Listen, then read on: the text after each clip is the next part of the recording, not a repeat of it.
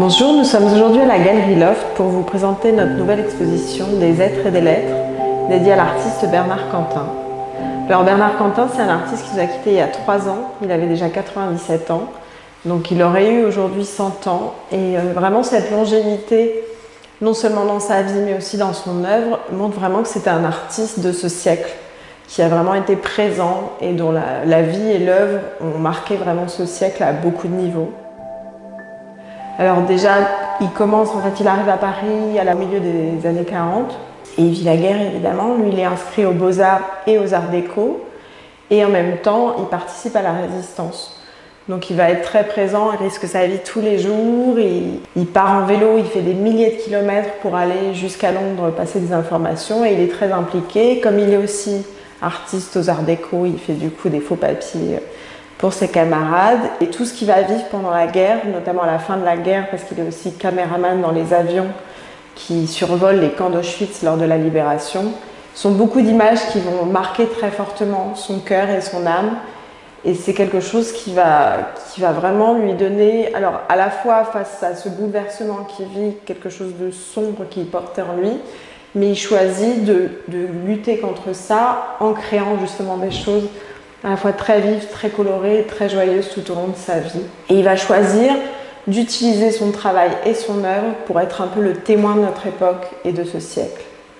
Donc à la fin des années 40, il rencontre Picasso à la Maison de la Pensée française et ça va être une grande inspiration pour lui aussi et il crée toute une série d'œuvres qui s'appelle Les Horreurs de la guerre avec lesquelles il exprime justement tout ce qu'il a en lui et ce qui est intéressant dans ses œuvres, c'est qu'on voit déjà l'utilisation de symboliques autour de l'écriture. Il utilise des mots comme cruauté, comme guerre, des mots très forts qu'il associe à des figures comme ça, des petites figurines et des personnages qui vont transformer petit à petit dans son œuvre en signe.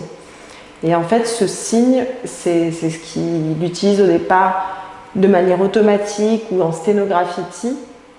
C'est quelque chose qui vient beaucoup dans son travail. Le signe et le symbole est directement lié à l'écriture. C'est-à-dire qu'il va commencer à étudier l'écriture des hommes et comment, par l'écriture et le langage, on crée un peu cette cohésion en termes d'humanité entre tous les peuples. Et il va voyager énormément, il parcourt toute l'Amérique du Sud, il voyage en Afrique, il étudie aussi les pays scandinaves. Et en fait, à chaque fois, il étudie toutes les écritures de tous ces pays. Donc, il travaille aussi bien sur le signe runique que sur les hiéroglyphes.